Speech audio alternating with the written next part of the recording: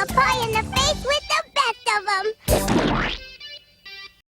Saturday morning in the 80s was basically the Wild West.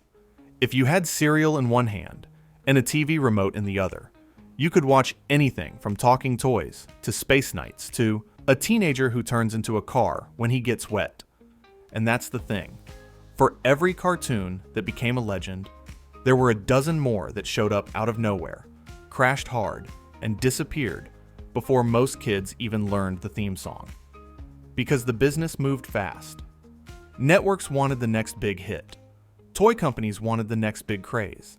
And studios were willing to try absolutely anything as long as it could fit between commercials. Sometimes that meant a brilliant idea. Other times, it meant a show that felt like it was pitched on a dare. So today, we're counting down 10 Saturday morning cartoons from the 1980s that totally flopped. Not secretly underrated classics. Not ahead of their time. I'm talking about the ones that were pulled early, never found an audience, or ended up remembered more as a weird trivia question than an actual show people watched. And the best part is, a lot of these weren't small swings. Some were based on massive brands. Some had big names attached. A couple of them had premises so bizarre, you'll swear I'm making them up. Let's jump right in, because the first one is proof that even a famous comic book gang can faceplant if the vibe is off. 10. The New Archies. Here's a strange truth about the late 80s. Even when a franchise was recognizable, that didn't mean kids actually wanted it on Saturday morning. The New Archies tried to give Archie and the gang a fresh coat of paint. New look, new energy, younger vibe, and instead it landed like a reboot nobody asked for. The idea was simple. Take the Riverdale crew and repackage them for the era of neon, synth pop, and faster-paced cartoons. But the show ended up stuck between identities. It wasn't the classic Archie style older fans knew, and it wasn't edgy or exciting enough to compete with the flashier action cartoons kids were obsessed with by the end of the decade. It had that trying really hard to be modern feeling, while still being unmistakably Archie. And once you notice that, you can't unsee it.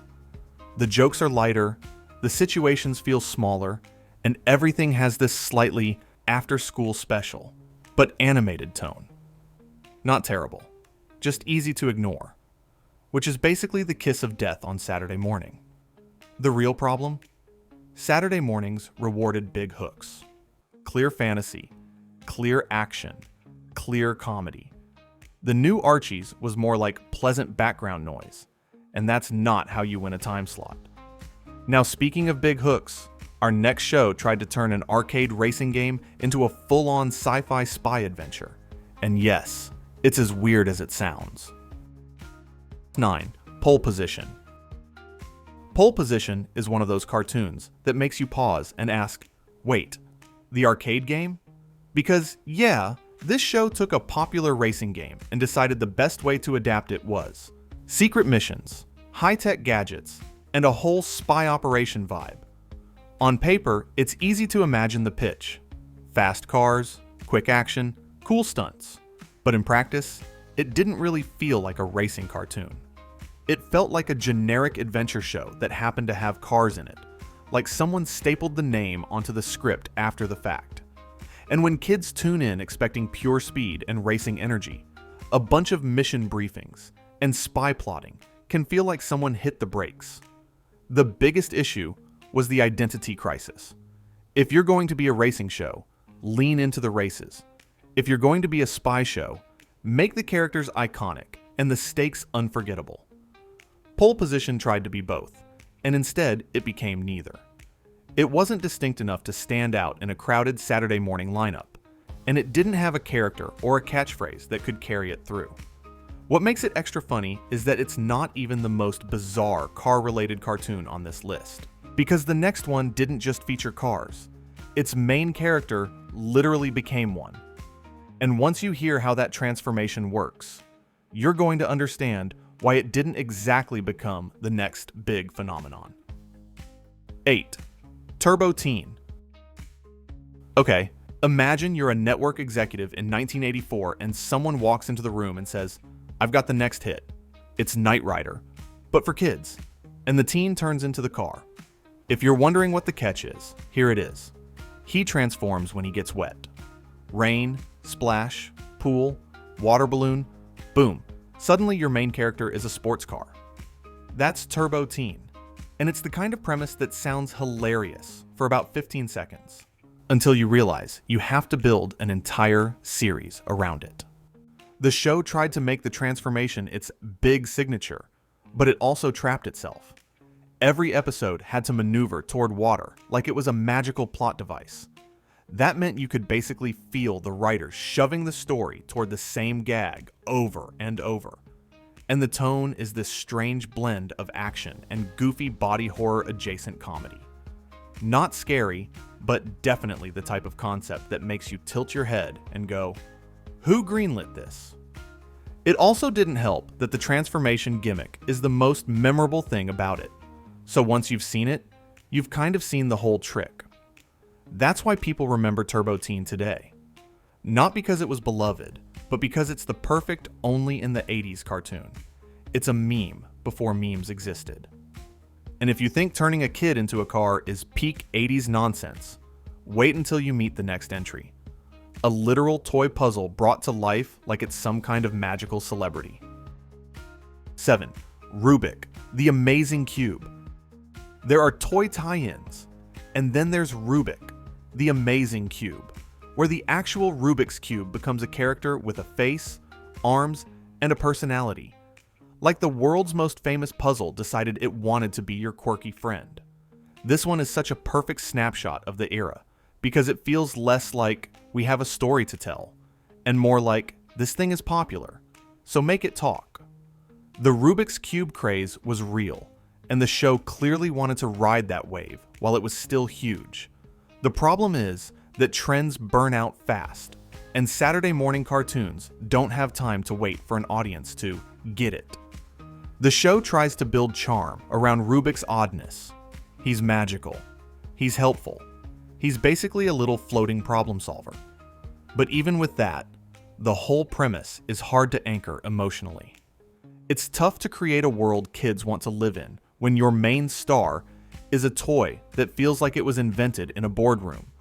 And the strangest part is how normal the show tries to be despite the premise. Like, yes, there's a talking cube, but the episodes still want to play like standard adventures. It's an uncanny mix.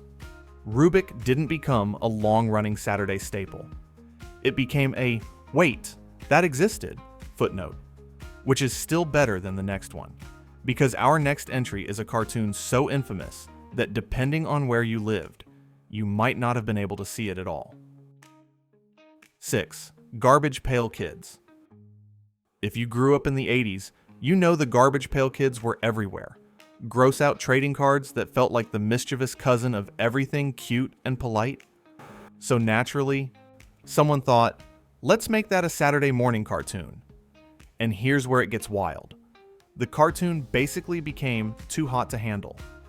The brand already had a reputation for being, let's say, intentionally nasty, and that didn't exactly play nicely with the squeaky clean expectations of Saturday morning TV. The result was a project that never really found stable footing in the US market, which is the ultimate kind of flop. One where the show becomes more famous for not being there than for anything it actually did. What's fascinating is that it's not like the idea was doomed in the abstract. The 80s loved mischievous animated characters, but there's a difference between cheeky and parents calling the station. And Garbage Pail Kids lived way too close to that second category. So instead of becoming a staple that kids begged to watch, it turned into a weird piece of cartoon history. Something collectors and trivia nerds bring up like a lost episode of a show that never existed. And coming up next is the opposite problem. A brand so massive, you'd think it was impossible to miss. But even one of the biggest franchises on Earth learned a hard lesson. Saturday morning doesn't automatically bow down, even if you have a legendary name. 5. Star Wars Droids. You'd think Star Wars on Saturday morning would be a guaranteed win. And yet Star Wars, Droids is proof that big brand doesn't always mean big audience, especially when the tone and focus don't line up with what viewers expect. Instead of centering on the main heroes everyone already loved, this series leaned into C-3PO and R2-D2 as traveling companions bouncing between adventures. That sounds fun, and it is in flashes, but it also creates a very specific vibe. It's lighter, more episodic, and more wandering through the galaxy than epic destiny. If you came in wanting big cinematic energy, the show could feel smaller than the name on the label promised. It also arrived during a period when Star Wars wasn't in theaters driving constant hype, so the audience wasn't in that event mode the way they would be years later. That matters. Saturday morning cartoons live or die by momentum, and the show's momentum never fully caught fire. What's ironic is that the show now has this strange appeal because it's a real Lucasfilm-backed oddity, an official corner of the universe that feels slightly off to the side. For some fans, that makes it cool. For a general audience in the 80s, it made it easy to skip. And now we're moving from too subtle for the brand to too cute for the competition. Because the next one is a bright, cuddly mashup idea that should have sold plush toys like crazy, but never became a must-watch cartoon. 4. The Wuzzles. The Wuzzles is the kind of concept that sounds engineered in a toy factory. Take two cute animals, mash them together, and you've got an instant character. Bumble Lion, Rhino Key, Elefante.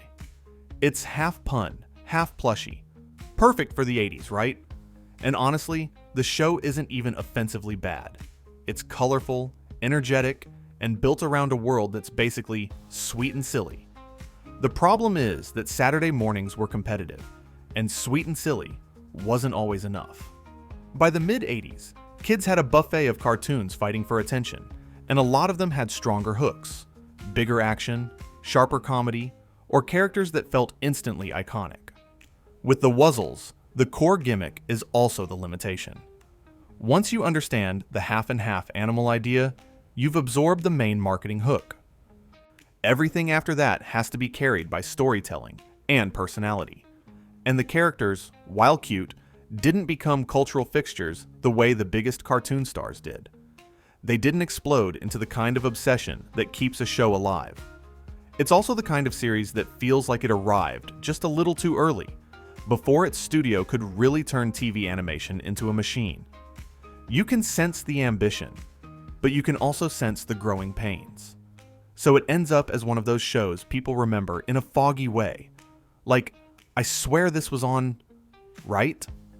Next up is another familiar name. One so famous it should have been easy. But this one tried to pass the spotlight to the next generation, and the audience was basically like, no thanks. We want the original. 3. Pink Panther and Sons. When you have a classic character like the Pink Panther, there's a certain expectation baked in. Cool, stylish, a little mischievous, and that iconic vibe that feels like it belongs in a jazzy montage. Pink Panther and Sons looked at that formula and said, what if we make it about his kids instead? This is one of those makes sense in a meeting ideas. Spin-offs were everywhere, and Sons branding was everywhere. The idea was probably to make the concept more kid-friendly and more sitcom-like. But the problem is that the original Pink Panther appeal wasn't just a character exists. It was the whole tone. Wordless cool, visual comedy, that sly rhythm. When you swap the focus to younger characters, you risk flattening the thing people actually loved. So the show ends up with a weird identity. It still wants the Pink Panther name recognition, but it plays more like a typical Saturday morning cartoon, with kid characters solving problems and getting into trouble. The special sauce gets watered down, and once that happens, you're not competing as the Pink Panther. You're competing as another cartoon, and that's a tougher fight. The funniest part is that it's not a total disaster. It's just not essential. And on Saturday mornings, not essential gets buried fast. Now let's crank the weirdness back up, because the next entry is built around a real celebrity, one of the most recognizable faces on television at the time, placed into a premise that sounds like it was generated by spinning a wheel of random ideas. 2. The Gary Coleman Show. If you told someone today, there was an 80s Saturday morning cartoon where Gary Coleman plays an apprentice angel, they'd look at you like you're doing a bit. But that's real. The Gary Coleman Show is pure celebrity cartoon energy. An era when networks thought a famous face could carry an animated series the same way it carried a sitcom. The concept is basically Gary Coleman, but magical, with him taking on tasks, learning lessons, and bouncing through adventures with a fantasy spin. And the thing is, the show isn't trying to be subtle about the hook. The hook is him. It's the novelty of seeing a huge TV star turned into a cartoon lead. But novelty burns off quickly. Once you've watched one episode and you've absorbed the gimmick, the show has to stand on story and characters. And that's where these celebrity cartoons often struggled. They were built like vehicles, not worlds. There's not always enough depth to keep kids choosing it over the more exciting options in the lineup. It also has that this feels like it should be a special vibe rather than an ongoing series.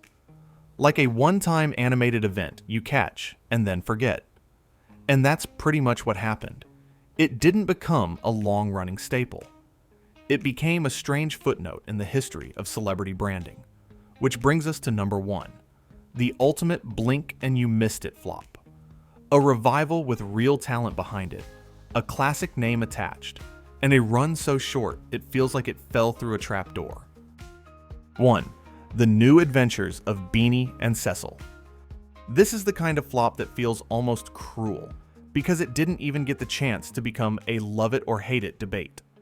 The New Adventures of Beanie and Ceil arrived as a revival of an older property, with a fresh animated update, and the kind of pedigree that should have at least earned it a fair shot. But instead, it became one of those shows that gets yanked so quickly it turns into a rumor. The schedule shifts, the replacements roll in, and suddenly you're asking, wait, was that really on last week? That's a different kind of failure. Not, it tried and lost. More like, it barely entered the arena. And that's what makes it fascinating. Because revivals can work. Saturday morning reboots can work. But they need stability. Time for kids to find them. Time for word of mouth. Time for a theme song to burrow into the brain. If you disappear before the audience builds any habit, you don't just flop. You vanish. So what went wrong? It's usually a mix of factors. Shifting programming strategies, network expectations, and the brutal reality that Saturday morning was a battlefield. If you weren't immediately pulling attention, you were replaceable. The result is a show that feels like a ghost. A real production, a real title, a real attempt, with a footprint so small that it mostly survives as trivia. And here's the craziest part. Even with all the flops we just covered, this one might be the most unfair of them all, because it didn't lose slowly. It lost instantly. Conclusion. And that's the magic and the madness of 80s Saturday mornings. It wasn't just an entertainment block. It was a weekly audition. Every cartoon had to earn its spot fast, because the second something didn't pop, there was another toy line, another celebrity, or another totally normal premise, like a teenage carboy waiting in the hallway. What's funny is that these flops still tell you a lot about the era. You can see the trends clearly. Toy crazes turned into characters, arcade games stretched into plot lines, famous faces dropped into animated worlds, and classic brands tested in ways that didn't always respect why people loved them in the first place. The 80s weren't afraid to experiment. They just didn't always stop to ask if the experiment made any sense. And honestly, that's why these shows are still fun to talk about. Because even when they failed in a spectacularly specific way. Some of them are weird. Some of them are charming for 5 minutes. Some of them feel like they were created in an alternate universe where logic takes weekends off. Now, I want to hear from you. Which one of these did you actually see on TV back then? And what's the strangest Saturday morning cartoon you remember? One that makes you wonder, how did that ever get on the air? Drop it in the comments. And if you want more deep dives into the weirdest corners of retro TV history, you already know what to do. Subscribe, and I'll see you in the next one.